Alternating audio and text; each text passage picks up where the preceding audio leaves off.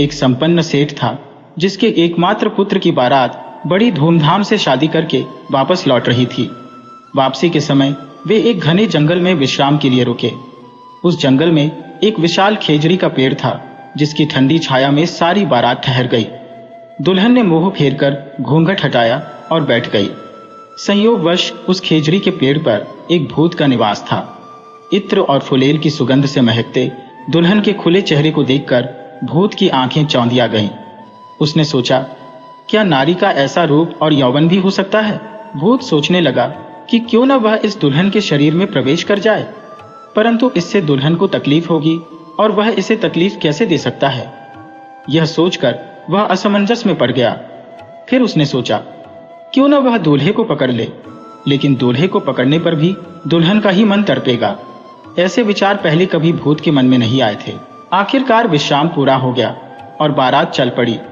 जब दुल्हन उठकर चलने लगी, सजी धजी दुल्हन एक बैलगाड़ी में चढ़ गई। भूत सोचने लगा, यह दूल्हा कितना भाग्यशाली है, कितना सुखी है। भूत के हृदय में मानो कांटे चुभने लगे और जैसे आग भड़कने लगी। भूत के मन में ऐसी उलझन कभी न हुई थी। बैलगाड़ी की आंखों से अदृश्य होते ही वह मूर्छित हो गया।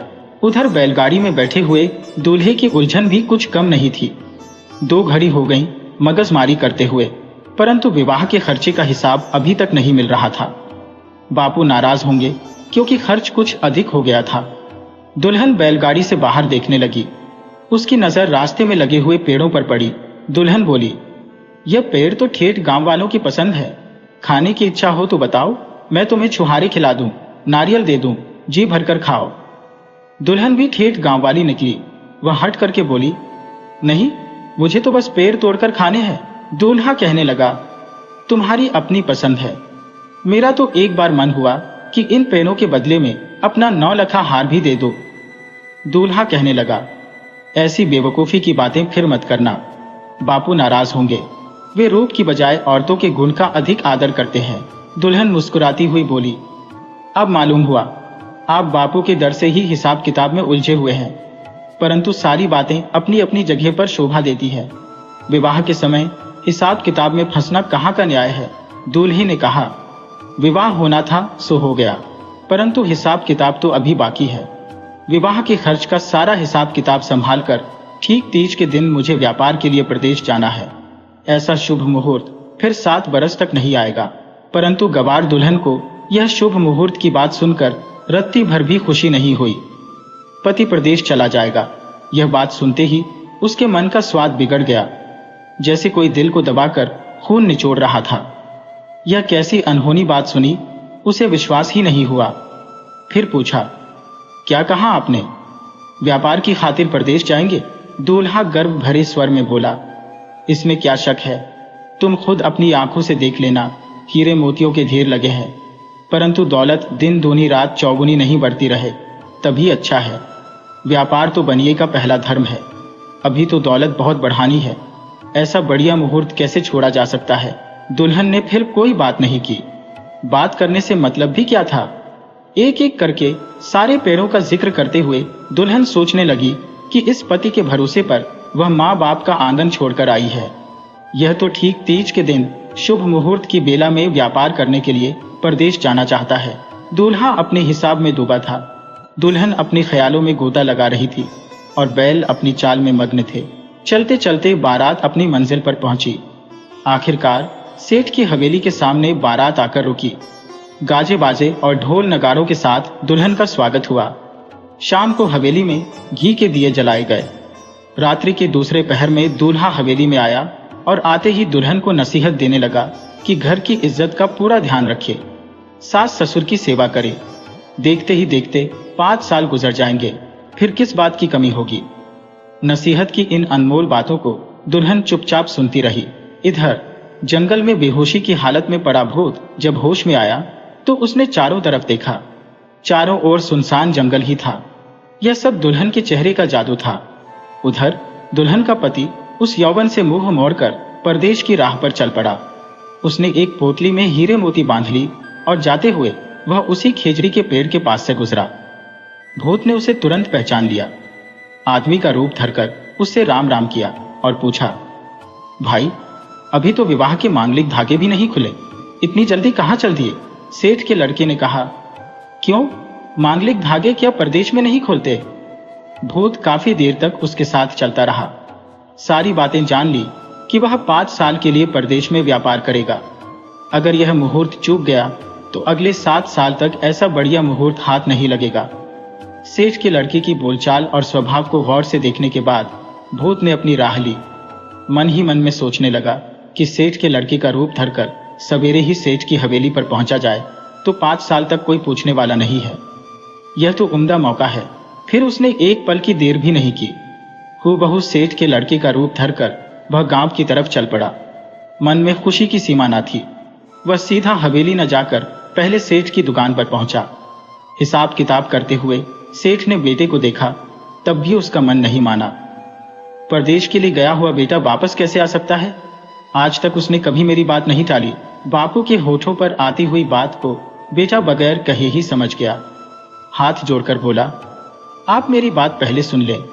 व्यापार के लिए सलाह मशवरा करने के लिए ही मैं वापस आया हूं। अगर आपकी मर्जी नहीं होगी तो घर बगैर गए ही मैं वापस मुड़ जाऊंगा। रास्ते में समाधि लगाए हुए एक महात्मा के दर्शन हो गए थे। उनके सारे शरीर पर दीमक लगी हुई थी। मैंने सफाई की, दीमक हटाई, कुएं से पानी निकालकर उन्हें नहलाया, पानी पिलाया, खाना खिलाया। तब महात्मा ने खुश होकर वरदान दिया कि सवेरे पलंग से नीचे उतरते ही मुझे रोजाना 5 मुहूर्त प्राप्त होंगे। परदेश जाने के विचार से वह वरदान खत्म हो जाएगा। अब आप जो आज्ञा दें मैं वही करूंगा। सेठ खुशी खुशी उसकी बात मान गया। सेठ के साथ सेठानी भी बहुत खुश हुई। इकलौता बेटा आंखों के सामने रहेगा। दुल्हन को खुशी के साथ साथ आश्चर्य और गर्व भी हुआ कि भला यह रूप छोड़कर कौन परदेश जा सकता है। दुकान का हिसाब किताब और भोजन करने के बाद पति रात के समय हवेली में आकर सो गया। दुल्हन बिना किसी संकोच के उसके पास आकर बैठ गई। दुल्हन मुस्कुराती हुई बोली, मैं जानती थी कि तुम बीच राह से ही लौट आओगे। मेरे रोकने के बावजूद भी क्यों ना रुके? आखिर मेरी मनौती सच हुई ना? यह बात सुनते ही पति के मन में बवंडर सा उठा। इस पवित्र दूध में कीचड़ कैसे मिलाए? इसको छल से बढ़कर कोई पाप नहीं होगा। यह तो मुझे असली पति मानकर खुश हो रही है। सोचने लगा कि चेहरे से क्या होता है। अगर वह सच्चा पति होता तो व्यापार के लालच में औरत को छोड़कर क्यों जाता? क्या उसने इसीलिए हाथ थामा था कि ऐसे रूप को वह छोड़कर चला जाए? वह थोड़ा खिसक कर कहने लगा, दरअसल मैं तो कोई दूसरा आदमी हूँ। इसके बाद उस भूत ने दुल्हन को सारी बात बताई कि उस खेजड़ी के पेड़ पर उसका ठिकाना है और उसके रूप को देखकर उसकी क्या हालत हुई थी। कैसे वह उसे देखकर बेहोश हुआ और कैसे वह वापस होश में आया। परदेश जाते हुए उसके पति के साथ क्या क्या बातें हुई और फिर उसका रूप धरकर वह इस हवेली में कैसे आया। सारी बातें विस्तार से बताईं। दुल्हन कठपुतली की तरह गुमसुम बैठी सारी बातें सुनती रही। क्या इसी बात को सुनने के लिए विधाता ने उसे कान दिए थे? उसकी कलाई को सहलाते हुए भूत आगे कहने लगा, माँ बाप को तो रोज 5 मोहरे चाहिए और दुकान की कमाई से मतलब है। असली बात से उन्हें कोई लेना देना नहीं है। परंतु अगर तुम्हें ना बताया तो यह प्यार के मुंह पर कालिक पुतेगी। तुम्हें तड़पाकर मैं प्रेम का आनंद नहीं लेना चाहता। फिर भी उम्र भर तुम्हारा एहसान मानूंगा कि तुम्हारे प्रेम की वजह से मेरे हृदय का जहर अब अमृत में बदल गया। दुल्हन के दिमाग में एक लहर सी उठने लगी। वह सोचने लगी, मेरे जन्म के समय घर वालों को कोई खास खुशी नहीं हुई थी। लड़का होता तो अधिक खुश होते और अब एक पति मिला तो वह भी व्यापार और हिसाब किताब में खोया रहता है। उसे ना तो बैलगाड़ी में मेरी बात समझ में आई और ना ही रानीवास में सुना। रानीवास और सेज छोड़कर अपने व्यापार के लिए चल पड़ा। वापस मुड़कर भी नहीं देखा। और आज इस भूत ने प्रेम की ऐसी रोशनी जगा दी जो आज तक मैंने नहीं देखी। 7 फेरे वाला पति जबरन रवाना हो गया तो उस पर वश नहीं चला। भूत वाली इस प्रीत के सामने भी उसका वश कहाँ चलता। जाने वाले को रोक ना सकी तो फिर रानीवास में आने वाले को कैसे रोके। पति ने तो उसे इस मझधार में छोड़ ही दिया था। भूत होते हुए भी इसने प्रीत जताई तो कैसे इनकार करें। अपनी सुध बुद्धि विसार कर भूत की गोद में लुढ़क गई। चुटकियों में दिन बीतने लगे। व्यापार खूब बढ़ा, लेन देन खूब बढ़ा। माँ बाप खुश थे। सारा इलाका सेठ के लड़के से बेहद खुश था। बस उसमें एक ही कमी थी कि सेठ के लड़के का पत्र आता तो वह फाड़कर फेंक देता, वापस कोई जवाब न देता। इस आनंद और यश के बीच में देखते ही देखते 3 बरस बीत गए। भूत भी उस हवेली में रम गया था जैसे सेठ का सगा बेटा ही हो। बहू भी रानीवास के नशे में विभोर थी। इसी बीच बहू के गर्भवती होने की खुशखबरी सेठ को मिली। सेठ फूला न समाया। दिन घोड़े की गति से बीतने लगे। 5 महीने बीते, 7 महीने पूरे हुए और फिर 9वां महीना भी चालू हो गया।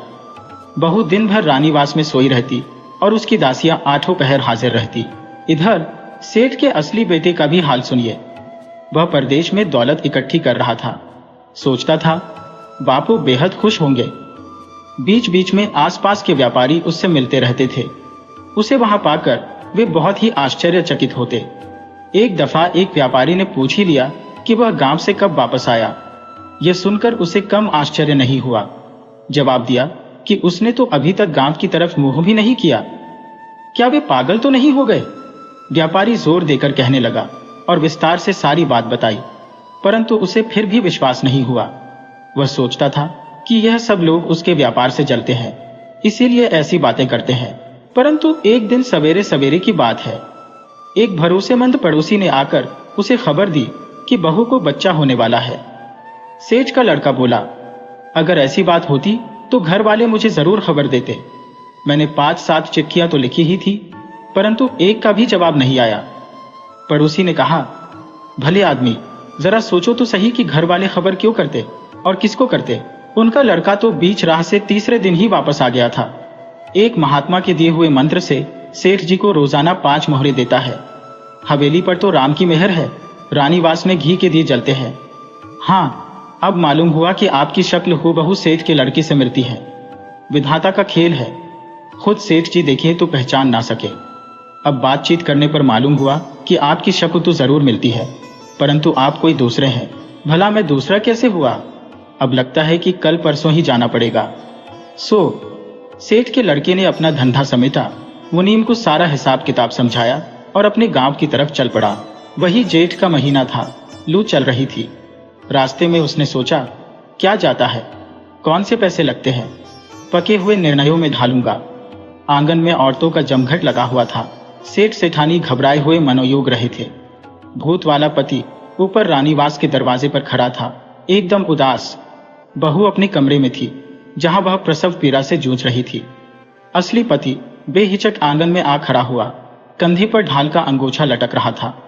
माँ बाप के चरणों में शीश नवाकर प्रणाम किया। माँ बाप सोचने लगे, यह क्या माजरा है, हूबहू बेटे से शक्ल मिलती है, जरूर यह दौलत के नशे में कोई मायावी तो नहीं आ गया। आंगन में बैठी औरतें चिल्ला उठी, हाय दैया, एक ही शक्ल के 2 पति, कौन सच्चा कौन झूठा, ये कैसा तमाशा है। कोई इधर भागी, कोई उधर भागी। असली पति को जब पता चला कि उसकी पत्नी गर्भवती है तो सुनी हुई खबर सच्ची निकली। ऐसा छल किसने किया, कैसे हो इसकी पहचान? अचानक ऊपर रानीवास के दरवाजे पर खड़े युवक पर उसकी नजर पड़ी। यह तो वास्तव में ही हूबहू उसका हमशक्ल है। मायावी की छल का कौन मुकाबला कर सकता है? बापू के मुंह की ओर देखता हुआ असली पति बोला, मैं 4 साल से दूर परदेश में था, फिर भी समझ में नहीं आता कि बहू गर्भवती कैसे हुई। तुम्हें तो कुछ अक्ल से काम लेना था। सेठ ने मन ही मन सारा हिसाब लगाया और बोला, तू है कौन? मेरा लड़का तो तीसरे ही दिन वापस आ गया था, तू जरूर कोई मायावी है। लड़का बोला, 4 साल तक बेशुमार कमाई की और तब परदेश से वापस आया हूं। इसमें माया रचने की कौन सी बात है? तुम्ही ने जबरदस्ती भेजा था। सेठ ने कहा, नहीं चाहिए मुझे तेरी कमाई। तू मुझे कमाई का लालच दिखाता है। जिस राह आया है उसी राह सीधे सीधे चलता बन, वरना तेरी खैर नहीं है। बापू का तो दिमाग फिर गया लगता है। उसने माँ के मुंह की ओर देखकर कहा, माँ, क्या तू भी अपनी कोख के बेटे को नहीं पहचानती? माँ इस सवाल का क्या जवाब देती? उसकी जुबान मानो तालू से चिपक गई हो। माँ ने कुछ जवाब नहीं दिया तो बेटा भी असमंजस में पड़ गया। अचानक उसे ढाल वाली बात याद आ गई। कांपते हाथों से तुरंत अंगोछा खोला और बापू से कहने लगा, बहू को उस दिन के ढालहों की बात पूछो, वह सारा किस्सा बता देगी। सेठ को गुस्सा आया, बोला, पागल कहीं का, यह समय ढालहों की बात पूछने का है? बहू मौत से जूझ रही है और तुझे ढाल की पड़ी है। भार में जाए, तेरे ढालूंगा, हाथों से तोड़कर ढालूंगा। हो जाए यहां से, वरना इतने जूते पड़ेंगे कि गिनने वाला भी कोई नहीं मिलेगा।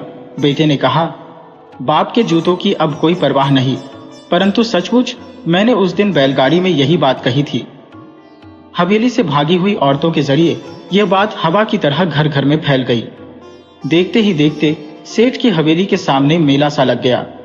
उधर बहू अपने कमरे में प्रसव पीड़ा से बेहाल हो रही थी। चारों तरफ खूब तमाशा होने लगा। अपनी हवेली के चारों ओर यह जमघट देखा तो सेठ की एरी से लेकर छोटी तक आग लग गई। कहने लगा, मेरे घर की बात है, मैं आप ही निपटा लूंगा। बस्ती वालों, तुम क्यों टांग अड़ा रहे हो? मैं कहता हूं कि बाद में आने वाला आदमी कोई कपटी है, मैं अपने नौकरों से धक्का देकर उसे निकलवा दूंगा। बेटा चिल्लाया, बापू तुम यह क्या पागलपन करते हो? सूरज को तवा और तवे को सूरज बता रहे हो। तुम जैसे भी चाहो पूरी छानबीन कर लो, यह सरासर अन्याय हो रहा है। बस्ती वालों की भीड़ भी अब ढाल वाले पति का साथ देने लगी। उधर बहू के कमरे का दरवाजा खुला तो दाई ने आकर खबर दी कि बहू को लड़की हुई है। मौत की विकट घड़ी अब टल गई है। रानीवास के बाहर खड़े भूत वाले पति को अब जाकर होश आया। होश में आते ही उसे भनक पड़ी कि क्या माजरा चल रहा है, ये कैसी मुसीबत आन पड़ी है। दूसरी तरफ बस्ती वालों की भीड़ अब ढालूंगा, सेठ जी अब दूध का दूध और पानी का पानी होना चाहिए। यह आदमी बड़बड़ कर कहता है कि बहू से ढाल वाली बात पूछो तो इसमें हर्ज ही क्या है। कुछ औरतें बहू के कमरे में गईं और उससे ढालूंगा हुई बाहर आई। उन्होंने कहा, ऐसी बातों में औरतें सच नहीं बोलती, हमें तो दूध में कुछ काला लगता है। आखिरकार फैसला यह हुआ कि दोनों को राजा के पास ले जाया जाए और राजा ही इस बात का न्याय करेंगे। भीड़ उन्हें साथ ले जाने को तैयार हुई। रानी निवास के बाहर खड़े पति ने कहा, मुझे एक दफा बहू के कमरे में जाने दो, माँ बेटी की खैरियत कैसी है जरा पूछ तो लूं। पर लोग नहीं माने, कहने लगे, फैसला होने के बाद सारी उम्र खैरियत पूछते रहना, इतनी जल्दी क्या है। दोनों पति बंधे हुए साथ साथ चल रहे थे। सेठ भी जूतियां फटकारते हुए उनके साथ जा रहा था। वह भूत तो महाबली था, न्याय करने वाले पंचों की गर्दन एक साथ मरोड़ सकता था, कई कर्तव्य दिखा सकता था, किसी के शरीर में घुसकर उसका सत्यानाश कर सकता था। परंतु 4 साल तक प्रेम की जिंदगी जीकर उसका मानस ही बदल गया था। भीड़ का बवंडर राजा के पास न्याय की खातिर तेजी से आगे बढ़ रहा था कि बीच राह में ही उन्हें भेड़े चराता हुआ एक गडरिया मिल गया। कहने लगा, इतने सारे लोग इकट्ठे होकर कहां जा रहे हैं। 2-3 बार समझाने पर उसे ठीक से समझ में आया कि आखिर माजरा क्या है। वह कहने लगा, इस अदने से काम की खातिर बेचारे राजा को क्यों तकलीफ देते हो, इस झमेले को तो मैं ही निपटा सकता हूँ। लोगों ने सोचा कि अभी राज दरबार तो काफी दूर है, अगर इस गवार की अकल से ही काम निकल जाए तो क्या हर्ज है, वरना आगे तो जाना ही है। वे लोग मान गए। तब गडरिया ने बारी बारी से दोनों के चेहरे को देखा, बिल्कुल एक ही शक्ल, बाल जितना भी फर्क नहीं था। दोनों की रस्सियां खोलते हुए वह कहने लगा, भले आदमियों, इन्हें इस तरह बांधने की क्या जरूरत थी, इस भीड़ से बचकर यह कहां जाते। फिर मुखिया की तरफ देखकर पूछा, ये गूंगे बहरे तो नहीं है? मुखिया ने कहा, नहीं, ये तो बिल्कुल गूंगे बहरे नहीं है, बेधड़क बोलते हैं। रस्सी को समेटते हुए गडरिया कहने लगा, समझ गया समझ गया, बोलना जानते हैं पर साथ ही साथ झूठ बोलना भी सीख गए हैं। पर कोई बात नहीं, सच को बाहर निकालना तो मेरे बाएं हाथ का खेल है। गले में लाठी घुसेरकर हाथों में फंसा हुआ सच भी मैं बाहर निकाल लेता हूं। देर किस बात की है, बोलो, किसके गले में यह डंडा घुसेरे? जो पहले मुंह खोलेगा वह सच्चा होगा। वह भूतों के छलबल में तो उस्ताद था, पर इंसानों के कपट की उसे लेश मात्र भी जानकारी नहीं थी। इंसान की जुबान से निकली हुई हर बात को वह सही मानता था। सोचने लगा, उसके गले में यह डंडा क्या बिगाड़ सकता है। ऐसे 7 डंडे भी घुसेर दो तो मेरा बाल भी बांका नहीं हो सकता। वह तुरंत मुंह फाड़ ही नजर आया और सेठ के लड़के ने होठ भी नहीं खोले। मुंह फाड़ने वाले पति की पीठ ठोकते हुए गडरिया बोला, वाह रे पट्टे, तुझ जैसे सत्यवादी आदमी को इन मूर्खों ने इतना परेशान किया। मन ही मन में गडरिया समझ गया था कि जो आदमी इतनी बड़ी लाठी अपने मुंह में रखने को तैयार हो वह कोई साधारण आदमी नहीं हो सकता। अगले ही पल गडरिया बोला, अभी थोड़ी गुंजाइश बाकी है, मेरी एक और परीक्षा है। गडरिया की भेड़ें काफी दूर दूर अलग अलग चल रही थी और उनकी तरफ इशारा करते हुए गडरिया ने कहा, मैं 7 तालियां बजाऊं, तब तक इन सारी भेड़ों को घेर कर इस पेड़ के नीचे ले आओ, जो इकट्ठा कर दे वही सच्चा। गडरिया के कहते ही उस भूत ने बवंडर का रूप धरकर 5वीं ताली बजाने से पहले ही सारी भेड़ों को इकट्ठा कर दिया। इधर सेठ का लड़का मुंह लटकाकर खड़ा रह गया, वहां से हिला तक नहीं। गडरिया बोला, शाबाश, सच्चे पति के अलावा इतना जोश और इतनी ताकत भला किसमें हो सकती है। गडरिया अब पूरी तरह से समझ चुका था कि यह आदमी अवश्य ही कोई मायावी है। फिर गडरिया ने कहा, अब एक आखिरी परीक्षा और कर लो, उससे पहले थोड़ी प्यास बुझा लो। गडरिया ने अपनी पानी की बोतल निकाली और सारा पानी पी गया। फिर पेट पर हाथ फेरते हुए कहने लगा, 7 चुटकियों के साथ जो इस बोतल के अंदर घुस जाएगा वही असली पति होगा और रानीवास का मालिक होगा। असली भूत को बोतल के अंदर घुसने में कुछ भी वक्त नहीं लगा। ये कर्तव्य तो वह जन्मों से जानता था। भूत के बोतल में प्रवेश करते ही गडरिया ने एक क्षण भी व्यर्थ नहीं किया और ढक्कन से बोतल का मुंह बंद कर दिया। फिर उसे कसकर रस्सी से बांध दिया। पंचों की ओर देखते हुए वह बोला, लो, न्याय हो गया। कितना समय लगा न्याय करने में? मेरी पानी की बोतल तो जाएगी, पर न्याय करना मंजूर है। चलो अब सब चलकर इस बोतल को नदी के हवाले कर दें। सेठ का लड़का खुशी से झूम उठा। विवाह से भी 1000 गुना अधिक आनंद उसे आज हो रहा था। खुशी से कांपते हुए उसने अपनी अंगूठी खोलकर गडरिया के सामने रख दी। गडरिया उसकी बात बिना कहे ही समझ गया, पर अंगूठी कबूल नहीं की। बोला, मैं कोई राजा नहीं हूं जो न्याय की कीमत वसूल करूं। मैंने तो अटका हुआ काम निकाल दिया, और यह अंगूठी मेरे किस काम की? ना तो मेरी उंगली में आती है और ना ही मेरे डंडे में। यह बेकार की वस्तुएं तुम अमीरों को शोभा देती है। अब कहीं जाकर भूत को गडरिया के इस न्याय का पता चला, पर अब हो ही क्या सकता था। बात काबू से बाहर हो चुकी थी। बोतल के भीतर से वह चिल्लाया, बापू, मुझ पर दया कर, एक बार बाहर निकाल दे, जिंदगी भर तेरा गुलाम रहूंगा। पर भला अब भूत की बात कौन सुनता। उत्साह से सभी लोग नदी के किनारे पहुंचे और बोतल को ऊंची ऊंची लहरों में फेंक दिया। इसके बाद बस्ती के लोग, सेठ और सेठ का लड़का वापस अपने गांव लौट आए। हवेली में घुसते ही सेठ का लड़का सबसे पहले अपनी पत्नी के कमरे में गया और सारी कहानी उसे कह सुनाई। पत्नी पत्थर की मूर्ति की तरह गुमसुम सी सुनती रही। दिल की भड़ास निकालने के बाद पति ने कहा, पर तुम इस कदर परेशानी में क्यों पड़ गई? जन्म देने वाले माँ बाप भी जब नहीं पहचान सके तो तुम भला कैसे पहचानती? इसमें तुम्हारी कोई गलती नहीं है। बोतल में घुसने के बाद वह भूत बहुत ही रोया। इस घटना के बाद पत्नी ने कभी वापस उस भूत का जिक्र तक नहीं किया। सेठ, सेठानी और उसका पति जो कहते वह करती। सास जो आज्ञा देती उसका पालन करती।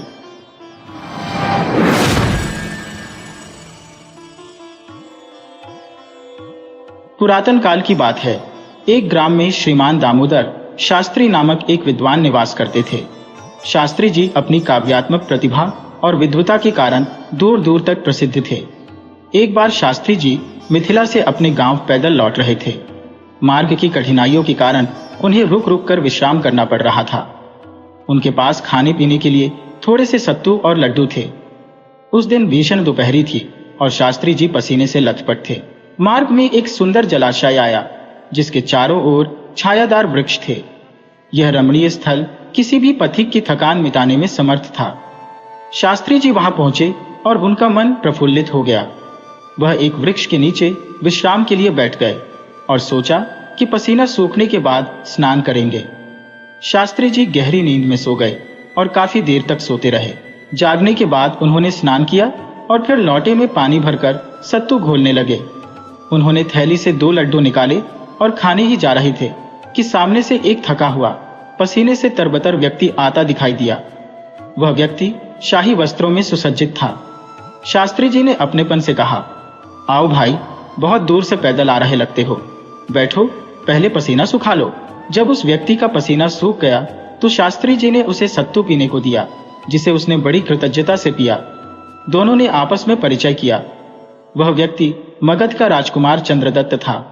उन्होंने शास्त्री जी से कहा, मगध के दरबार में आपकी विद्वता की बड़ी चर्चा होती है, अन्यथा मिथिला, जहां पर आप जैसे महान व्यक्ति का जन्म हुआ, आपके सम्मान के कारण प्रसिद्ध है। शास्त्री जी ने उत्तर दिया, प्रभु की कृपा से सबका सम्मान प्राप्त है, मैं इसके लिए सदैव आभारी हूं। आप बताइए, इस जंगल में पैदल कहां से चले आ रहे हैं? राजकुमार चंद्रदत्त ने बताया, मैं कुछ साथियों के साथ शिकार खेलने निकला था। एक हिरण का पीछा करते करते मैं अपने साथियों से बिछड़ गया। हिरण एक घने जंगल में प्रवेश कर गया और मैं उसके पीछे पीछे था। अचानक मैं एक सरोवर के पास पहुंच गया। मेरा घोड़ा और मैं दोनों प्यासे थे। मैंने अश्व को पानी के लिए छोड़ दिया, लेकिन जलाशय में एक विशाल मगरमच्छ था जिसने मेरे घोड़े को पकड़ लिया। मैं उसे बचा नहीं सका। शास्त्री जी ने कहा, आपकी परेशानी समझ सकता हूं। सब प्रभु की इच्छा से होता है। कुछ खा लीजिए। उन्होंने राजकुमार चंद्रदत्त को 2 लड्डू दिए और स्वयं भी खाए। खाने के बाद दोनों ने पानी पिया और बातें करने लगे। राजकुमार चंद्रदत्त अपने राज्य के बारे में बता रहे थे कि अचानक शास्त्री जी की दृष्टि सरोवर के किनारे बैठे एक कौवे पर पड़ी। कौवा अजीब हरकत कर रहा था। वह अपनी चोंच को पत्थर पर घिस रहा था, बार बार पानी में भिगोता और फिर पत्थर पर घिसता। अचानक शास्त्री जी के मुख से कविता की 2 पंक्तियां निकली। घिसता है, रुक रुक कर, पानी में डुबोकर पत्थर पर घिसता है। राजकुमार चंद्रदत्त ने आश्चर्य से शास्त्री जी को देखा और बोले, शास्त्री जी, अचानक आप कविता पाठ कैसे करने लगे? आपकी प्रशंसा वास्तव में दूर दूर तक होती है। आप सचमुच बहुत अच्छे कवि हैं। शास्त्री जी ने उत्तर दिया, राजकुमार जी, मैं उतना अच्छा कवि नहीं हूं। उस कौवे की चतुराई देखकर अनायास ही ये पंक्तियां याद आ गईं। राजकुमार चंद्रदत्त ने कहा, फिर भी यह दृश्य और आपकी पंक्तियां दोनों ही अद्वितीय और अर्थपूर्ण है। कृपया इन्हें दोहराएं ताकि मैं इन्हें स्मरण रख सकूं और याद रहे कि मैं आपसे मिला हूं। शास्त्री जी ने पंक्तियां फिर से दोहराई, जिन्हें राजकुमार ने याद कर लिया। फिर दोनों ने विदा ली और अपने अपने मार्ग पर चल पड़े। सुंदर दृश्य के बावजूद शास्त्री जी की लिखी हुई पंक्तियां दीवार पर अंकित हो गईं और उन्होंने उन्हें मन ही मन गुनगुनाना शुरू कर दिया। उन पंक्तियों में कवि की कल्पना की उत्कृष्ट अभिव्यक्ति प्रकट हो रही थी। कवि की कल्पना ने सुंदर पंक्तियों की रचना कर दी थी। चंद्रदत्त एक योग्य और प्रजावत्सल राजकुमार थे और वे मगध के भविष्य के राजा थे। लेकिन वर्तमान नरेश वृद्ध हो चुके थे और शीघ्र ही वे चंद्रदत्त को राज्य की बागडोर सौंपना चाहते थे।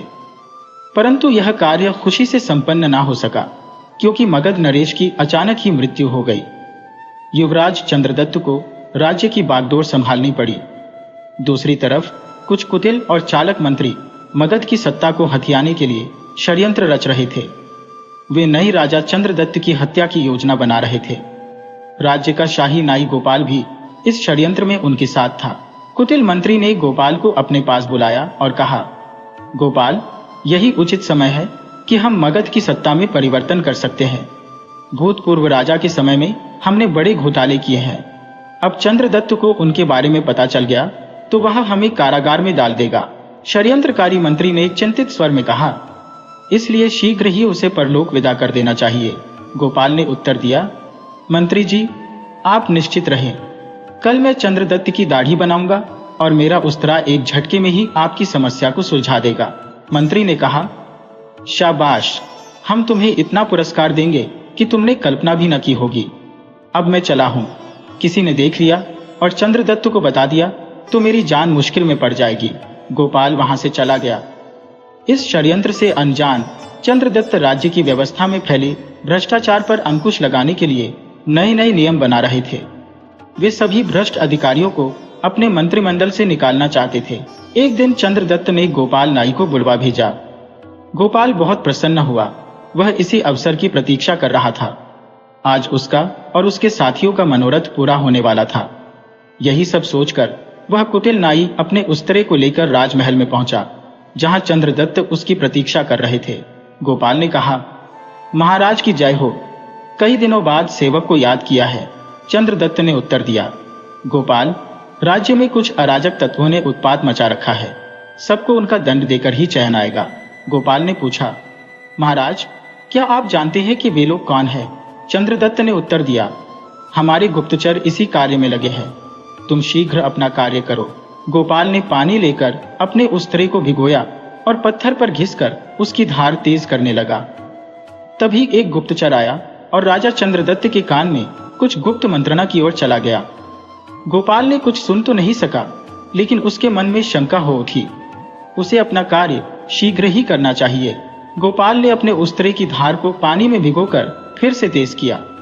तभी राजकुमार चंद्रदत्त अनायास ही बोले, घिसता है, रुक रुक कर, पानी में डुबोकर पत्थर पर घिसता है। ये पंक्तियां सुनते ही गोपाल के हाथ से उस्तरा छूट गया। वह कपकपाने लगा।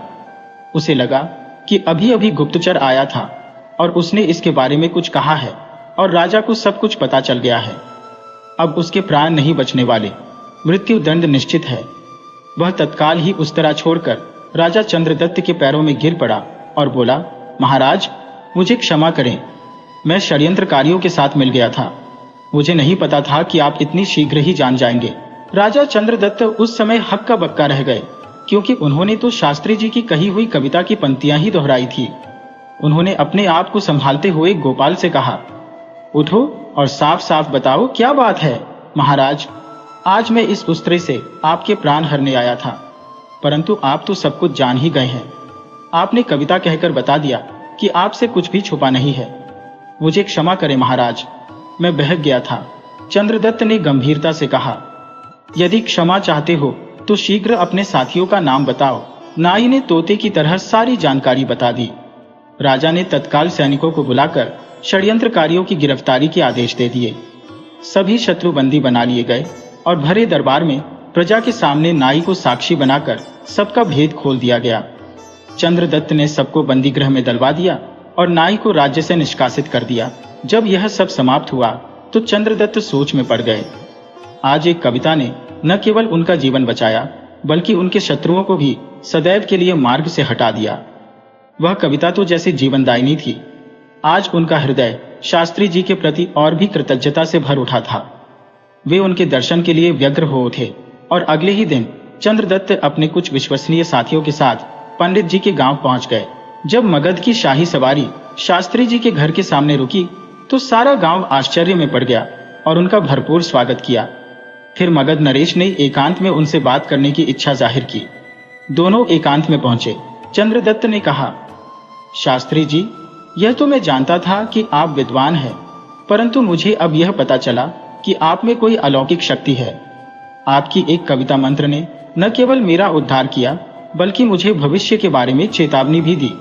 आज उसी के कारण ही मैं आपके समक्ष जीवित हूँ। शास्त्री जी मुस्कुराते हुए बोले, महाराज, मैं समझा नहीं। तब चंद्रदत्त ने अपने साथ घटी घटनाओं को सुनाया। शास्त्री जी भी आश्चर्यचकित रह गए। शास्त्री जी बोले, महाराज, यह तो काली मां की असीम अनुकंपा है जो आप पर हुई है। यह आपकी उदारता है कि आप इसका श्रेय मुझे दे रहे हैं। चंद्रदत्त ने कहा, शास्त्री जी, मैं बहुत प्रसन्न हूं कि आप जैसे परम विद्वान ने मेरा जीवन बचाया और मेरे शत्रुओं को साफ करने में सहयोग किया। यह तो सब आपका चमत्कार है। मैं आपसे एक विनती करना चाहता हूं। शास्त्री जी ने उत्तर दिया, आदेश करे मगर नरेश। चंद्रदत्त ने कहा, आप मेरे साथ मगध चलिए।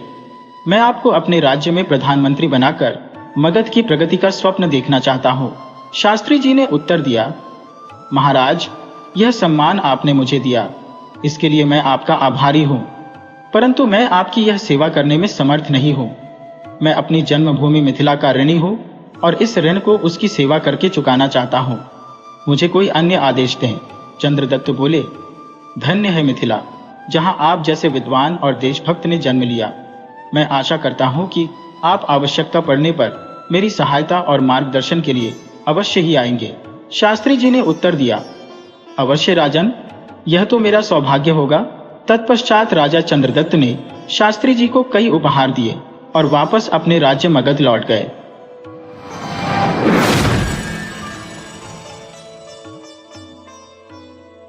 एक समय की बात है, एक गरीब आदमी था जिसके 3 पुत्र थे। वह अक्सर अपने पुत्रों से कहा करता, मेरे बेटो, हमारे पास न तो धन है न सोना चांदी, इसलिए तुम्हें एक अलग प्रकार की दौलत इकट्ठा करनी चाहिए। हर चीज को गहराई से समझने और जानने की कोशिश करो। कुछ भी तुम्हारी दृष्टि से न छूटे। रुपयों पैसों की जगह तुम्हारे पास ज्ञान का खजाना होगा और सोने की जगह तेज बुद्धि होगी। इस प्रकार की दौलत जमा कर लेने पर तुम्हें किसी भी चीज की कमी नहीं होगी और तुम दूसरों से पीछे नहीं रहोगे। समय बीता और कुछ वर्षों बाद वह आदमी चल बसा। भाई मिलकर बैठे और उन्होंने सारी स्थिति पर विचार किया। फिर बोले, हमारे पास यहाँ करने को कुछ भी नहीं है। जरूरत पड़ने पर हम चरवाहों या खेत मजदूरों का काम कर लेंगे। हम किसी भी हालत में भूखे नहीं मरेंगे। वे सभी सफर पर जाने के लिए तैयार हो गए और अगली ही सुबह अपने यात्रा पर निकल पड़े। उन्होंने सुनसान वीरान घाटियों और ऊंचे ऊंचे पहाड़ों को पार किया। इस तरह वे लगातार 40 दिनों तक चलते रहे। उनके पास जितनी भी खुराक थी वह अब खत्म हो गई थी। वे थक कर चूर हो गए थे और उनके पैरों में छाले पड़ गए थे, मगर सड़क थी कि खत्म होने का नाम ही नहीं ले रही थी। वे आराम करने के लिए रुके और फिर आगे बढ़ चले। आखिरकार उन्हें अपने सामने कुछ वृक्ष और मकान नजर आने लगे। वे एक बड़े शहर के नजदीक पहुंच गए थे।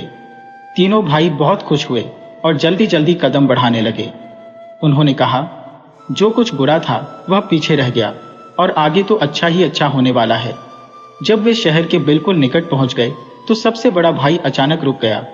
उसने जमीन पर नजर डाली और बोला, थोड़ी ही देर पहले यहाँ से एक बहुत बड़ा ऊंट गुजरा है। वे थोड़ा और आगे बढ़े तो मंझला भाई रुका और सड़क के दोनों ओर नजर डालकर बोला, वह ऊंट का निशान था। वे कुछ और आगे बढ़े तो सबसे छोटे भाई ने कहा, ऊंट पर एक औरत और एक बच्चा थे। दोनों बड़े भाइयों ने कहा, बिल्कुल सही है, और वे तीनों फिर आगे बढ़ चले। थोड़ी देर बाद एक घुड़सवार उनके पास से गुजरा। सबसे बड़े भाई ने उसकी ओर देखकर पूछा, घुड़सवार, तुम किसी खोई हुई चीज को तलाश रहे हो ना? घुड़सवार ने घोड़ा रोककर जवाब दिया, हाँ, मेरा ऊंट खो गया है। सबसे बड़े भाई ने पूछा, वह बहुत बड़ा था ना? घुड़सवार ने कहा, हाँ, वह खाना है। मंझले भाई ने पूछा, वह एक छोटे से बच्चे के साथ था और उस पर एक औरत सवार थी ना? सबसे छोटे भाई ने यह सवाल किया। घुड़सवार ने तीनों भाइयों को शक की नजर से देखा और बोला, तो तुम तीनों के पास मेरा ऊंट है, जल्दी बताओ तुमने उसका क्या किया? भाइयों ने जवाब दिया, हमने तुम्हारे ऊंट की शक्ल तक नहीं देखी, तो तुम्हें उसके बारे में यह सब बातें कैसे मालूम हुई? भाइयों ने जवाब दिया, क्योंकि हम अपनी आंखों और दिमाग से काम लेना जानते हैं। घुड़सवार ने तीनों भाइयों को अपने आगे आगे चलने का हुक्म दिया और उन्हें देश के बादशाह के महल में ले गया। इन तीनों भाइयों को सिपहिया के पास पहुंचकर वह खुद बादशाह के पास गया और कहा, मैं अपने परिवार को पहाड़ों से लेकर आ रहा था। मेरी बीवी और छोटे से बच्चे को एक बड़े से ऊंट के ऊपर बिठाकर अपने पीछे पीछे ला रहा था। किसी तरह से उनका ऊंट पीछे रह गया और वे रास्ते से भटक गए। मैं उन्हें खोजने के लिए गया तो मुझे रास्ते में 3 आदमी मिले जो पैदल चल रहे थे। मुझे पूरा यकीन है कि इन्हीं ने मेरा ऊंट चुराया है और मेरी बीवी तथा बच्चे को मार डाला है। जब वह आदमी अपनी बात समाप्त कर चुका तो बादशाह ने पूछा, तुम ऐसा क्यों मानते हो? उसने उत्तर दिया, क्योंकि मैंने इन लोगों से इस बारे में एक भी शब्द नहीं कहा, फिर भी इन्होंने मुझे बताया कि ऊंट बहुत बड़ा है, खाना है और उस पर एक औरत और बच्चा सवार थे। बादशाह ने थोड़ी देर सोच विचार किया और फिर बोला, जैसा कि तुम कहते हो कि तुम्हारे बताए बिना ही तुम्हारे ऊंट के बारे में इन्होंने सब कुछ सही ढंग से बयान किया, तो जरूर इन्होंने ही उसे चुराया होगा। इन चोरों को यहाँ पर लाओ। ऊंट का मालिक बाहर गया और तीनों भाइयों को साथ लेकर तुरंत अंदर आ गया। बादशाह तीनों भाइयों को धमकाते हुए चिल्लाया, चोरों, फौरन बताओ तुमने इस आदमी का ऊंट कहाँ छुपाया है? भाइयों ने उत्तर दिया, हम चोर नहीं हैं और हमने इसका ऊंट कभी देखा भी नहीं। तब बादशाह बोला, मालिक के कुछ बताए बिना तुमने ऊंट को बिल्कुल सही तरीके से बयान किया। अब तुम ये कैसे कह सकते हो कि तुमने उसे देखा भी नहीं? बड़े भाई ने जवाब दिया, बादशाह सलामत, इसमें अचंभे की कोई बात नहीं है। बचपन से ही हमें ऐसी आदत पड़ गई है कि हम किसी भी चीज को अपनी नजर से छूटने नहीं देते। हमने चीजों को पैनी नजर से देखने और दिमाग से सोचने में बहुत समय लगाया है, इसीलिए ऊंट को देखे बिना ही हमने यह बता दिया कि वह कैसा है। बादशाह जोर जोर से हंसने लगा और बोला, किसी चीज को देखे बिना ही उसके बारे में क्या इतना कुछ जानना मुमकिन हो सकता है? भाइयों ने कहा, हाँ, मुमकिन है। बादशाह ने कहा, तो ठीक है, हम अभी तुम्हारी सच्चाई की जांच करेंगे। बादशाह ने तुरंत अपने वजीर को बुलाया और उसके कान में कुछ कहा। वजीर तुरंत महल से बाहर चला गया, लेकिन बहुत ही जल्दी वह 2 नौकरों के साथ लौटा। नौकर एक बड़ी सी पेटी उठाकर ला रहे थे। उन्होंने पेटी को बड़ी सावधानी से दरवाजे के पास रखा ताकि बादशाह उसे देख सके और खुद नौकर एक तरफ हट गए। तीनों भाई दूर से खड़े होकर यह सब देख रहे थे। उन्होंने इस बात को गौर से देखा कि पेटी कहां से आई और कैसे लाई गई थी और किस ढंग से उसे फर्श पर रखा गया था। बादशाह ने कहा, तो चोरों, हमें बताओ कि इस पेटी में क्या है। सबसे बड़े भाई ने कहा, बादशाह सलामत, हम तो पहले ही कह चुके हैं कि हम चोर नहीं हैं, पर यदि आप चाहते हैं तो हम आपको बता सकते हैं कि इस पेटी में क्या है। इसमें कोई छोटी सी गोल चीज है। तभी मंझला भाई बोल पड़ा, इसमें अनार है। साथ ही छोटे भाई ने जोड़ा, हाँ, इसमें अनार है और वह भी कच्चा है। यह सुनकर बादशाह ने पेटी को नजदीक लाने का आदेश दिया। नौकरों ने तुरंत उसका पालन किया। बादशाह ने नौकरों से पेटी को खोलने के लिए कहा। पेटी खुलते ही जब उसमें कच्चे अनार दिखाई दिए तो उसकी हैरानी की कोई सीमा नहीं रही। आश्चर्यचकित बादशाह ने अनार निकालकर वहां उपस्थित सभी लोगों को दिखाए। तब उसने ऊंट के मालिक से कहा, इन लोगों ने यह साबित कर दिया है कि ये चोर नहीं है, वास्तव में ये बहुत ही समझदार लोग हैं। तुम जाओ और अपने ऊंट को तलाश करो। बादशाह के महल में उपस्थित सभी लोगों की हैरानी की कोई सीमा नहीं थी, मगर सबसे ज्यादा हैरान तो खुद बादशाह था। उसने सभी प्रकार के बढ़िया और लजीज खाने मंगवाए और इन भाइयों की खातिरदारी करने लगा। बादशाह ने कहा, तुम लोग बिल्कुल बेगुनाह हो और जहां भी जाना चाहो जा सकते हो, मगर जाने से पहले तुम सारी बात साफ साफ बताओ कि तुम्हें यह कैसे पता चला कि इस आदमी का ऊंट खो गया है, और तुमने कैसे जाना कि ऊंट कैसा था। सबसे बड़े भाई ने कहा, धूल पर ऊंट के पैरों के निशान देखकर मुझे एहसास हुआ कि एक बहुत बड़ा ऊंट यहां से गुजरा है। जब मैंने घुड़सवार को इधर उधर नजर दौड़ाते देखा तो मुझे समझ में आ गया कि वह क्या खोज रहा है। बादशाह ने कहा, बहुत अच्छा, अब बताओ कि तुम में से किसने यह अनुमान लगाया कि ऊंट काना है। मंझले भाई ने उत्तर दिया, मैंने यह अनुमान इसलिए लगाया क्योंकि सड़क के दाईं तरफ की घास ऊंट ने खा ली थी, मगर बाईं तरफ की घास वैसे ही पड़ी थी। बादशाह ने कहा, बहुत खूब, अब यह बताओ कि तुम में से किसने यह जाना कि ऊंट पर एक औरत और एक बच्चा सवार थे। सबसे छोटे भाई ने कहा, मैंने देखा कि एक जगह पर ऊंट के घुटने टेकने के निशान बने थे और उनके पास ही जूतों के निशान दिखाई दिए, साथ ही छोटे छोटे पैरों के निशान भी थे। इससे मुझे पता चला कि ये निशान एक औरत और एक छोटे बच्चे के हैं। बादशाह ने कहा, बहुत बढ़िया, तुमने बिल्कुल सही कहा, लेकिन तुम लोगों को यह कैसे पता चला कि पेटी में कच्चे अनार हैं? यह बात मेरी समझ में नहीं आ रही है। सबसे बड़े भाई ने कहा, जब नौकर पेटी को उठा रहे थे तो वह जरा भी भारी नहीं लगी। जब वे पेटी को फर्श पर रख रहे थे तो मैंने उसमें किसी छोटी सी गोल चीज के लुढ़कने की आवाज सुनी। फिर मंझला भाई बोला, मैंने यह अनुमान इसलिए लगाया क्योंकि पेटी बगीचे की तरफ से लाई गई थी और उसमें कोई छोटी सी गोल चीज थी, तो यह जरूर अनार ही होगा। आपके महल के आसपास बहुत से अनार के पेड़ लगे हुए हैं। बादशाह ने कहा, बहुत बढ़िया, और छोटे भाई से पूछा, मगर तुमने कैसे जाना कि अनार कच्चे हैं? छोटे भाई ने उत्तर दिया, इस वक्त तक बगीचे में सभी अनार कच्चे हैं, ये आप खुद भी देख सकते हैं। और उसने खिड़की की तरफ संकेत किया। बादशाह ने बाहर देखा तो पाया कि बगीचे में लगे अनार के पेड़ पर सभी अनार कच्चे थे। बादशाह इन भाइयों की असाधारण पैनी नजर और तेज दिमाग से हैरान रह गया। उसने कहा, धन दौलत और दुनियादारी की चीजों के मामले में तुम लोग भले ही अमीर ना हो, मगर तुम्हारे पास अक्ल का बहुत बड़ा खजाना है। बादशाह ने उनकी तारीफ की और तीनों भाइयों को बहुत से कीमती उपहार दिए और बड़े ही सम्मान के साथ उन्हें विदा किया। अब तीनों भाई गरीब नहीं थे, वे बहुत सी धन दौलत के मालिक बन गए। वे वापस अपने गांव लौटे और एक अच्छा जीवन बिताने लगे।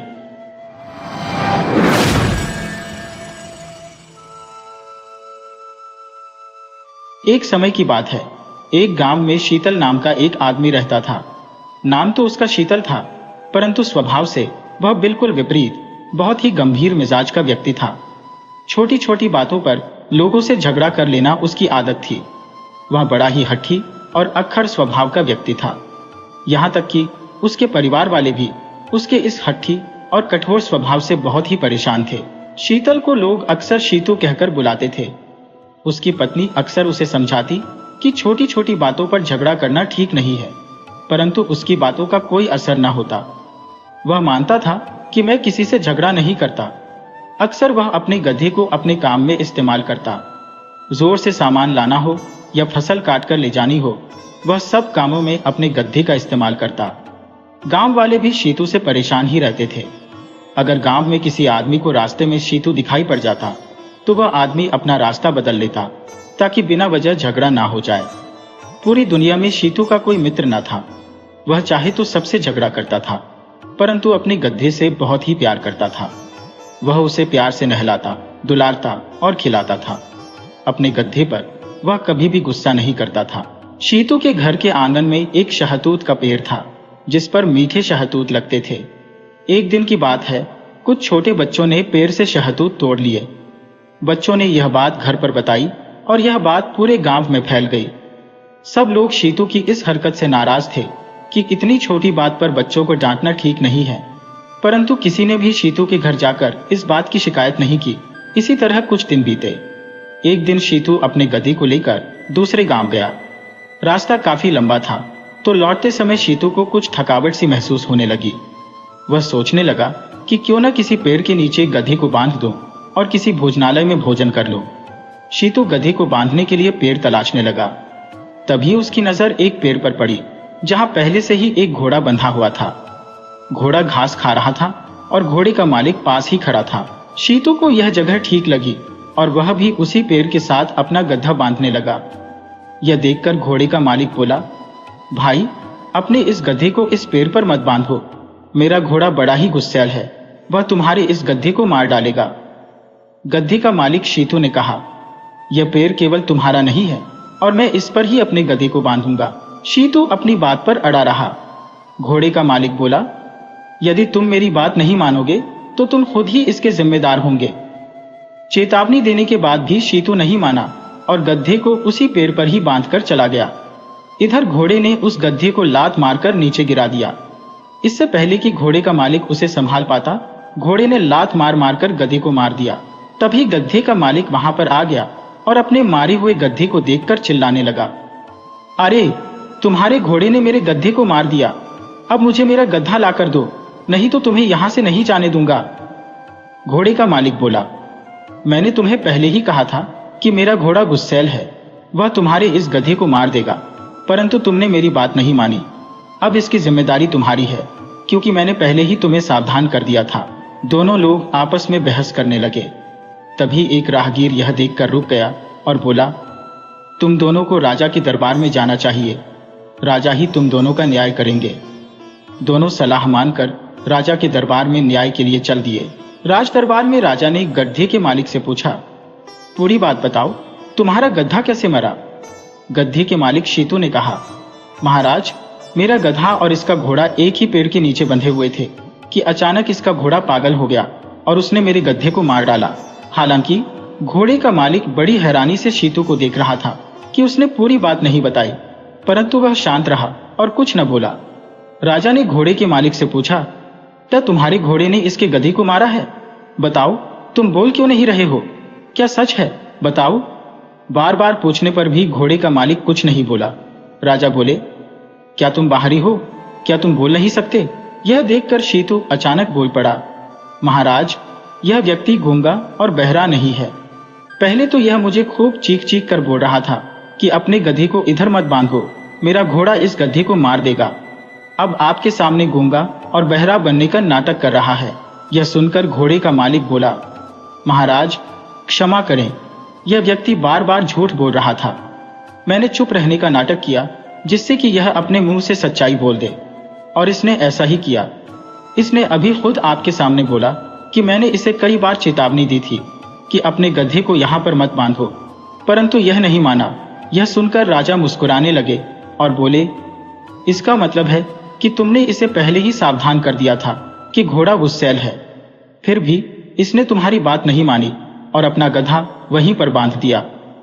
राजा ने शीतू की तरफ देखते हुए कहा, तुम्हारा झूठ पकड़ा गया, अब तुम इसके लिए खुद ही जिम्मेदार हो। बेचारे शीतू को राजा के दरबार से खाली हाथ ही लौटना पड़ा।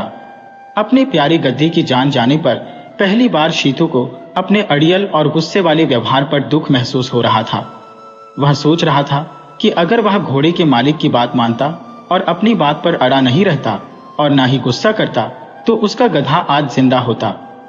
उसे अपनी गलती पर पछतावा था, परंतु अब कुछ नहीं हो सकता था। यह शीतू के लिए एक अच्छा सबक था। इस घटना के बाद से शीतल ने अपने व्यवहार में बदलाव लाना शुरू कर दिया।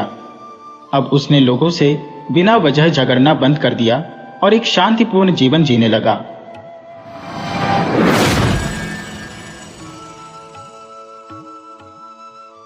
एक छोटे से गांव में एक विधवा औरत अपने इकलौते बेटे निराली के साथ रहती थी। वे दोनों अत्यंत दरिद्र थे। महिला लोगों के कपड़े धोकर और घर साफ करके किसी तरह से अपने और बेटे के भरण पोषण का बंदोबस्त करती थी। जब निराली बड़ा हो गया तो उसकी मां ने कहा, बेटे, अब मुझ में अधिक काम करने की शक्ति नहीं रही। तुम्हें अवश्य ही कोई काम तलाश करना चाहिए ताकि तुम अपनी रोजी रोटी कमा सको। ठीक है मां, निराली ने जवाब दिया और रोजगार की खोज में निकल पड़ा। मगर उसे किसी भी प्रकार का काम नहीं मिला। कुछ समय बाद वह एक सेठ के घर पहुंचा। निराली ने सेठ से पूछा, सेठ जी, क्या आपको नौकर की आवश्यकता है? सेठ ने उत्तर दिया, हाँ बिल्कुल है, और निराली को काम पर रख लिया। पहले दिन सेठ ने निराली को कोई काम नहीं दिया। दूसरे दिन भी कोई आदेश नहीं मिला। तीसरे दिन भी कुछ नहीं बदला। निराली को यह सब बहुत अजीब लगा। उसे समझ नहीं आ रहा था कि सेठ ने उसे किस काम के लिए रखा है। अतः उसने सेठ से पूछा, मालिक, क्या आप मुझे कोई काम देंगे? सेठ ने जवाब दिया, हाँ, कल तुम्हें मेरे साथ चलना है। अगले दिन सेठ ने निराली को एक मृत बैल की खाल उतारने के लिए कहा और फिर बड़े बड़े बोरियों को लाने और सफर के लिए 2 ऊंट तैयार करने का आदेश दिया।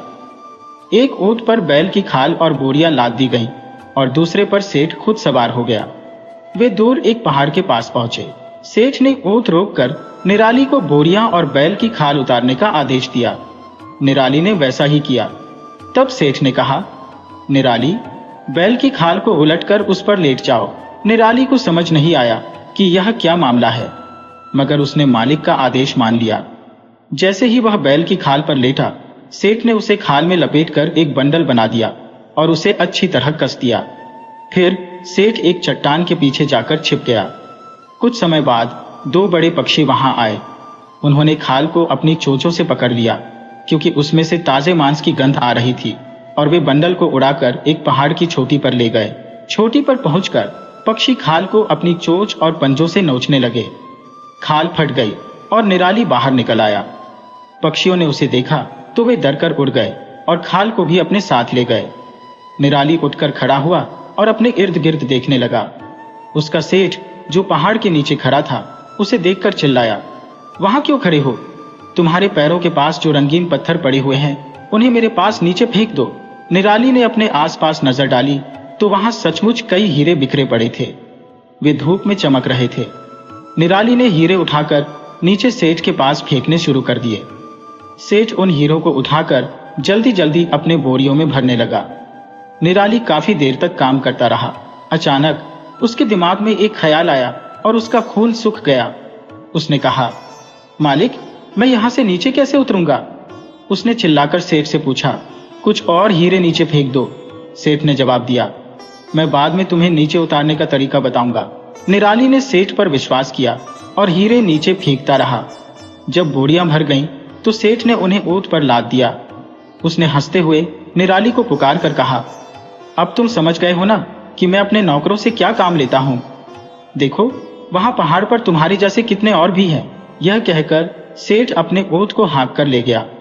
निराली पहाड़ पर खड़ा रहा और नीचे उतरने के रास्ते की तलाश करने लगा, मगर वहां तो सिर्फ खाइयां और खड्ड थे और हर जगह इंसानी हड्डियां बिखरी पड़ी थी। वे उन लोगों की हड्डियां थी जो निराली की तरह ही सेठ के नौकर रहे थे। निराली हताश खड़ा था जब अचानक उसने अपने ऊपर पंखों की जोरदार फड़फड़ाहट सुनी। इससे पहले कि वह समझ पाता, एक बड़ा उकाब पक्षी उस पर झपट पड़ा। वह निराली को अपने पंजों में जकड़ने ही वाला था, मगर निराली ने अपनी बुद्धिमत्ता कायम रखी और अपने दोनों हाथों से पक्षी के पंजे जकड़ लिए। उकाब जोर से चिल्लाया और निराली को नीचे गिराने के लिए चक्कर काटने लगा। आखिरकार वह जोरदार धक्का लगने के बाद जमीन पर गिरा और उसके साथ निराली भी सुरक्षित रूप से धरती पर आ गया। तब निराली ने पक्षी के पंख छोड़ दिए और पक्षी उड़ गया। इस तरह निराली मौत के भयानक मुंह से सही सलामत निकल आया। वह बाजार में जाकर फिर से काम की तलाश करने लगा। अचानक उसे वही सेठ दिखाई दिया जो फिर से उसकी तरफ आ रहा था। निराली ने पूछा। सेठ, क्या आपको नौकर की आवश्यकता है? सेठ के दिमाग में यह बात नहीं आई थी कि उसका कोई नौकर जिंदा लौटकर भी आ सकता है। ऐसा पहले कभी नहीं हुआ था, इसलिए उसने निराली को कोई दूसरा समझा और अपने साथ घर ले गया। कुछ समय बाद सेठ ने निराली को फिर से एक मरे हुए बैल की खाल उतारने और उसके बाद 2 ऊंट तैयार करने और बोरियां लाने का आदेश दिया। वे लोग फिर से उसी पहाड़ की तरफ रवाना हो गए। वहां पहुंचकर सेठ ने पहले की ही तरह निराली को खाल पर लेटने और उसे अपने इर्द गिर्द लपेटने के लिए कहा। निराली ने कहा, मुझे करके दिखाइए, मैं ठीक से समझा नहीं, इसमें समझने की क्या बात है, देखो ऐसा करना चाहिए। सेठ ने जवाब दिया और फैलाई हुई खाल पर लेट गया। तब निराली ने तुरंत सेठ को लपेटकर खाल का एक बंडल बना दिया, उसे कसकर बांधा और एक ओर छिपकर खड़ा हो गया। अरे मेरे बेटी, सेठ चिल्लाया, यह तुमने मेरे साथ क्या किया? मगर उसी समय वही 2 बड़े पक्षी उड़ते हुए आए और बैल की खाल को उठाकर पहाड़ की चोटी पर ले गए। वहां पहुंचकर वे खाल को चोंचों और पंजों से फाड़ने लगे, मगर बीच में सेठ को लिपटा हुआ देखकर वे डर गए और उड़ गए। सेठ लड़खड़ाता हुआ उठ खड़ा हुआ।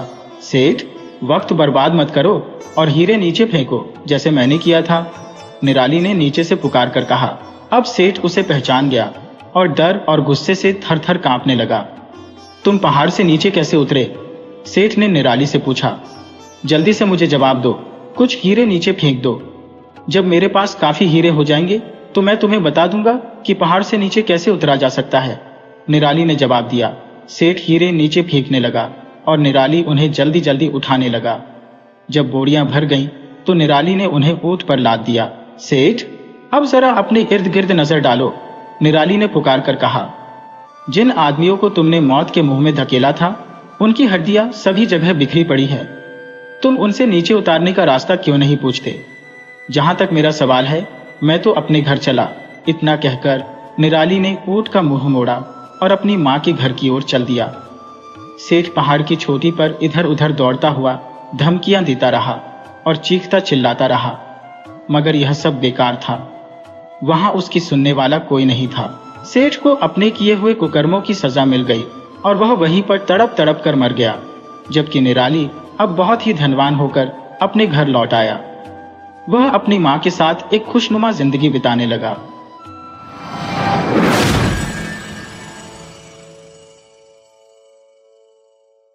एक बस्ती में मिश्री नामक एक युवक निवास करता था।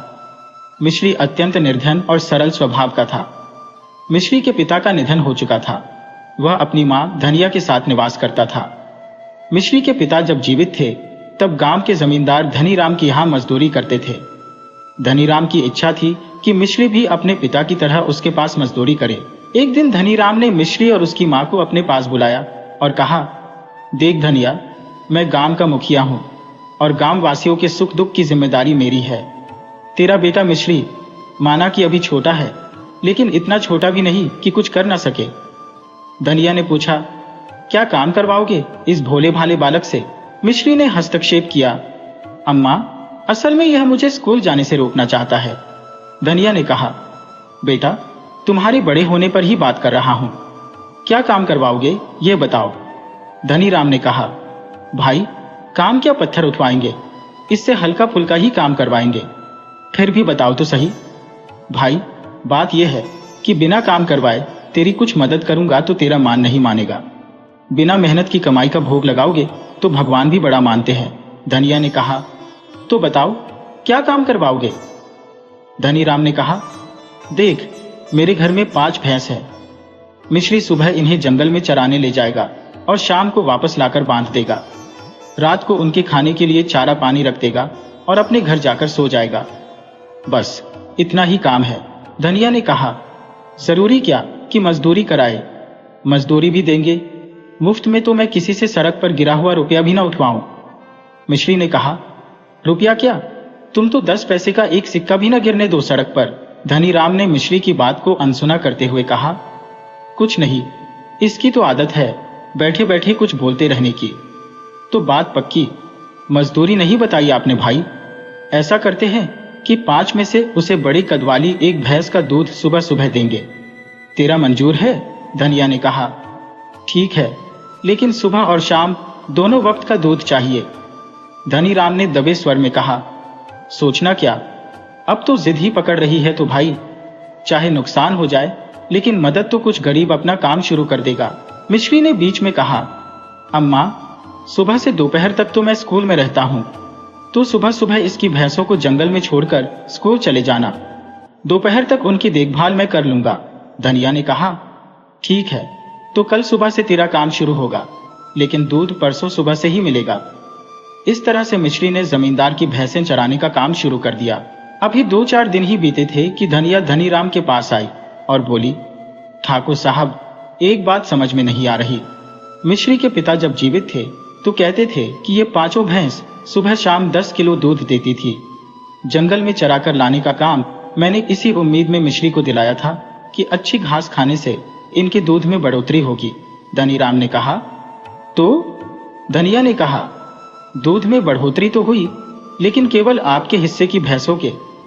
मेरी हिस्से वाली भैंसें शाम को ठीक ठाक दूध देती है, लेकिन सुबह का दूध घट रहा है। 5 भैंसों को एक ही जंगल में तेरा बेटा खुद लेकर जाता है, रात को चारा भी खुद डालकर आता है। अब कौन सी भैंस कितना घास खा रही है और कौन सी मटर गश्ती में समय बिता रही है, मैं क्या जानूं।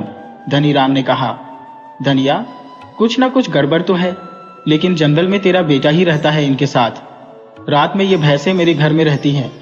तुझे मुझ पर शक है तो किसी दिन खुद आकर देख ले मेरे घर में। धनिया ने कहा, वह तो मैं देखूंगी ही, और कान खोलकर सुन लो ठाकुर, अगर कोई गड़बड़ मैंने पकड़ ली तो तुम्हारे खिलाफ पंचायत बिठाकर अपने हिस्से की भैंस अपने घर में बांध कर ले जाऊंगी, और वह भी हमेशा के लिए। तुम दोनों को वाकई मुझ पर शक है? धनिया ने कहा, नहीं जी, आप तो अन्नदाता है, हमारे आप पर शक कैसे करूंगी। मैं तो अपने मन की बात बता रही थी। आपको लगता है कि मेरे भाग्य में ही कुछ कमी है जो इतनी जल्दी भैंस कम दूध देने लगी है। मिश्री बेटा, ले जा इन भैंसों को जंगल में चराने के लिए। मिश्री बिना कुछ कहे भैंसों को जंगल में चराने के लिए ले जाता है और धनिया वहां से उठकर चली जाती है। पीछे से जमींदार धनीराम अपने आप से कहता है, माँ बेटा गरीब है लेकिन तेज तर्रार है। मुझे लगता है कि आज से मेरी जासूसी जरूर करेंगे ये लोग, लेकिन मेरी चालाकी को पकड़ना इनके बस की बात नहीं है। रात को उसके हिस्से की भैंस को इतना पानी पिला देता हूँ कि घास वो बेचारी खा ही नहीं पाती, इसीलिए तो सुबह दूध कम देने लगी है। इधर मिश्री जब भैंसों को चराने ले गया तो वह ठाकुर की चाल को समझने लगा। उसने मन ही मन सोचा, बड़ा चालाक बनता है ठाकुर, हमारी घर की मदद करने के बहाने स्कूल जाना छुड़वाना चाहता था मेरा। दूसरी चालाकी जो वो कर रहा है वो भी मैं समझ गया हूँ। आज से मैं उसकी भैंसों का भी इलाज शुरू करता हूँ, इन्हें तालाब में छोड़ देता हूँ। शाम तक ये इसमें लेटेंगी, बैठेंगी और डटकर पानी पिएंगी। आज से दिन में मिलने वाली इनकी घास बंद, केवल मेरी हिस्से वाली भैंस घास खाएगी। यह सोचकर वह भैंसों को तालाब के पानी में उतार देता है। चलो चलो ठाकुर की हिस्से वाली भैंसों, तुम चारों पानी में चलो। ये कहता हुआ मिश्री भैंसों को तालाब में उतार देता है। इस दौरान धनिया भी वहां पहुंचती है। धनिया ने कहा, बिल्कुल ठीक, 2-4 दिनों में जब ये भैंस भी कम दूध देने लगेंगी तब ठाकुर को अक्ल आएगी। अब तुम स्कूल जा बेटा, इनकी देखभाल मैं कर लूंगी। मिश्री वहां से चला जाता है और धनिया भैंसों की देखभाल के लिए वहीं रुक जाती है। बीच बीच में भैंसों को पानी से बाहर आने से रोकती भी जाती है। धनिया बोलती थी, चलो चलो तालाब में ही रहो तुम चारों, चलो चलो अंदर चलो। इसी तरह से 3-4 दिन बीत जाते हैं और 5वें दिन ठाकुर ने धनिया और उसके बेटे मिश्री को अपने घर पर बुला भेजा। धनीराम ने कहा, भाई, मैंने यह बताने के लिए तुम दोनों को बुलाया है कि 3-4 दिनों से भैंस दूध कम देने लगी है। मुझे सच सच बताओ कि इसमें तुम लोगों की कोई चाल तो नहीं है। धनिया ने कहा, अगर हमारे हिस्से की भैंस का दूध कम होने में आपकी कोई चाल थी तो आपके हिस्से की भैंसों का दूध कम होने में हमारी चाल कैसे हो सकती है ठाकुर। और अगर हमने कोई चाल चली है तो वह वही होगी जो आपने चली है, भैंस का पेट पानी से भर देने वाली। ये कहते हुए उसने अपने मुंह को हथेली से बांध लिया। धनीराम ने कहा, अरे ये मेरे मुंह से क्या निकल गया। धनिया ने कहा, जो सही था वही निकला है। तुमने शर्त तोड़ दी ठाकुर, आज से अपने हिस्से की भैंस को मैं अपने दरवाजे पर बांधूंगी, नहीं माना तो पंचायत में जाऊंगी। धनीराम ने कहा, ठीक है बाबा, अपने हिस्से की भैंस को तुम साथ ले जाओ। भगवान, बैठे बिठाए गांव के एक परिवार का भरोसा खो बैठा मैं। ये कहकर धनीराम ने धनिया के हिस्से की भैंस की रस्सी खोलकर उसके हाथ में थमा दी। ये लो धनिया, ये आज से तेरे दरवाजे पर बंधेगी। धनिया ने कहा, नहीं ठाकुर, अगर तुम्हें अपनी करनी पर पछतावा है तो इसे यहीं बंधी रहने दो, लेकिन अगर तुमने फिर से कोई गड़बड़ की। धनीराम ने कहा, तौबा तौबा तौबा, अब ऐसी नौबत नहीं आएगी। तब धनिया ने कहा, ठीक है। इस घटना के बाद से धनीराम का व्यवहार बदल गया और उसने फिर से कभी किसी भी गरीब के साथ बेईमानी नहीं की। इसीलिए कहा गया है, लालच खाए दिन धर्म को, लालच खाए किया कर्म को, लालच नाम दुबे, अरे भैया जग में हंसी कराए।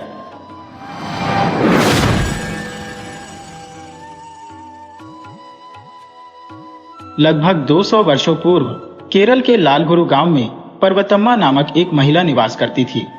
उसके पति का नाम रामकुट्टी था, जो राजा के दरबार में एक कर्मचारी के रूप में कार्यरत थे।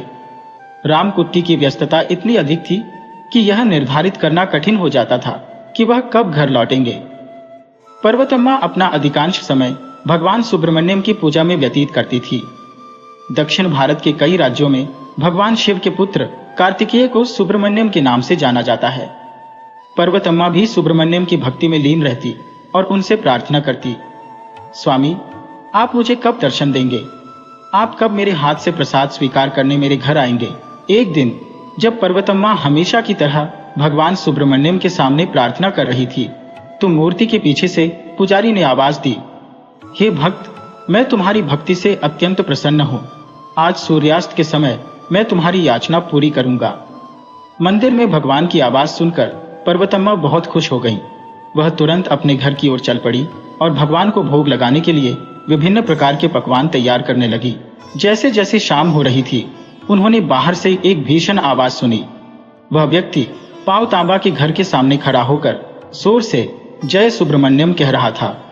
उसे देखकर पर्वतम्मा को लगा कि शायद सुब्रमण्यम स्वामी इसी रूप में आए हैं। वह बोली, पधारिए स्वामी, यह मेरा सौभाग्य है कि आप मेरे आमंत्रण को स्वीकार कर पधारे हैं। भिक्षुक ने उत्तर दिया, मैं एक साधारण भिक्षुक हूँ और भिक्षा लेने आया हूँ। पर्वतम्मा ने उसकी बात पर ध्यान नहीं दिया और उसे घर के अंदर ले गई। भिक्षुक को एक स्थान पर बैठाया और उसके सामने विभिन्न प्रकार के पकवानों से भरी थाली रख दी। भिक्षुक बड़ी मजे से पकवानों का सेवन करने लगा। सूर्य अस्त हो चुका था और पर्वतम्मा ने भक्ति भाव से ओतप्रोत होकर भजन गाना शुरू कर दिया। तभी दरवाजे पर खटखट की आवाज सुनाई दी। दरवाजा खोलने पर उन्होंने देखा कि पुजारी बड़े साज सज्जा के साथ खड़ा है और साक्षात भगवान सुब्रमण्यम जैसा दिख रहा है। पर्वतम्मा को अपनी गलती का एहसास हुआ। उन्होंने तुरंत भीतर जाकर भिक्षुक को घर की प्रछत्ती पर छिपा दिया। अब घर में अंधेरा था। पर्वतम्मा ने पुजारी को भीतर बुलाया और भजन गाने लगी। इतने में घर के बाहर घोड़े की टापों की आवाज सुनाई दी। देखा तो पर्वतम्मा का पति घोड़े से उतर रहा था। पर्वतम्मा को परेशानी होने लगी। उन्होंने जल्दी से पुजारी को नमस्कार किया और बोली, स्वामी, मेरे पति को भगवान पर बिल्कुल भी विश्वास नहीं है। वह बहुत संदेहशील है। जब तक वह सहज नहीं होते, आप कृपा करके परछत्ती पर छिपे रहें। यह कहकर उन्होंने पुजारी को भी घर की परछत्ती पर चढ़ा दिया। पुजारी मजबूरी में परछत्ती पर दुबक कर एक कोने में लेट गया। वहां पहले से ही भिक्षुक था, जिसका पेट भर चुका था और वह नींद में था। नींद में उसे यह भी पता नहीं चला कि वहां पुजारी भी लेटा है।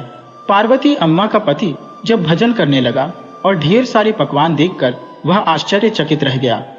उसने पत्नी से पूछा, यह सब क्या है? पर्वतम्मा ने उत्तर दिया, रात को मुझे सपना आया था कि आप आज आने वाले हैं, इसलिए मैंने यह सब तैयारी की है। पत्नी के उत्तर से पति प्रसन्न हुआ। अब वह खाना खा चुका था और आराम करने लगा, जिससे उसे भी नींद आने लगी। आधी रात हुई तो भिक्षुक को बहुत प्यास लग गई। वह जोर जोर से पानी पानी पुकारने लगा। पर्वतम्मा के पति की नींद खुल गई। उसने पूछा, यह आवाज कैसी है? पर्वतम्मा ने तुरंत उत्तर दिया, हम पितरों को शांत नहीं करते, इसलिए वे इस तरह से चिल्ला रही हैं। पत्नी की बात पर पति ने विश्वास करते हुए अपने हाथ जोड़कर जोर से कहा, हे मेरे बड़े बुजुर्गों, आइंदा आप जो भी कर्म कहेंगे मैं उन्हें विधिवत पूरा करूंगा। इस बार आप हमें क्षमा कर दीजिए। पर भिक्षुक तो प्यास से बेहाल हो रहा था। वह जोर से चीखा, मैं प्यास से मरा जा रहा हूँ। पर्वतम्मा प्रछत्ती की ओर मुंह करके बोली, हे भगवान, पूर्व दिशा में एक नारियल पड़ा है और वहीं पर एक पत्थर भी है। आप नारियल फोड़कर अपनी प्यास बुझा लीजिए। पूर्व दिशा में वाकई एक नारियल पड़ा था। अंधेरे में पुजारी का गंजा सिर गोल पत्थर जैसा लगा। भिक्षुक ने उस पर नारियल दे मारा। नारियल तो फूट गया, लेकिन साथ ही पुजारी का सिर भी फट गया। अब पुजारी भी जोर जोर से चीखने लगा। दर्द से तड़पते हुए अंधेरे में उसका हाथ भिक्षुक के हाथ से टकरा गया। दोनों आपस में भिड़ गए और गुत्थम गुत्था होने लगे। प्रछत्ती पर काफी हलचल मच चुकी थी। यह ध्वनि पर्वतम्मा के पति रामकुट्टी के कानों में भी पड़ी। वह डर गया। उसे लगा कि वहां प्रेत आत्माएं हैं। पर्वतम्मा ने इस स्थिति को संभालने की कोशिश की और अपनी आवाज में डर भरकर बोली, पितरों ने यह उग्र रूप धारण कर लिया है। मैं रोज इनसे प्रार्थना करती थी कि यह आपके लौटने पर शांत रहे। लगता है इन्हें पता चल गया है कि आप आ गए हैं। इतने में लड़ते लड़ते भिक्षुक और पुजारी प्रछत्ती से नीचे गिर पड़े। जोर की आवाज हुई। वहां बिल्कुल अंधेरा था।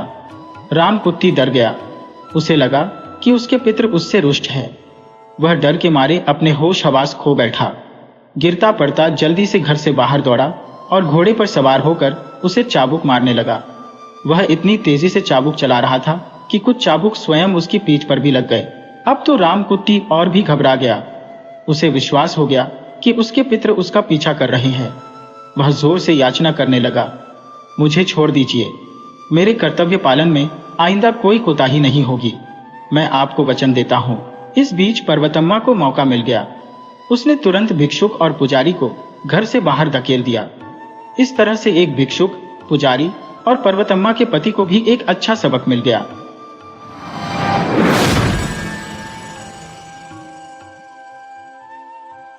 वीडियो अच्छी लगी हो तो इसे लाइक करें और ऐसी ही मजेदार कहानियों के लिए चैनल को सब्सक्राइब करें और बेल आइकन दबाएं।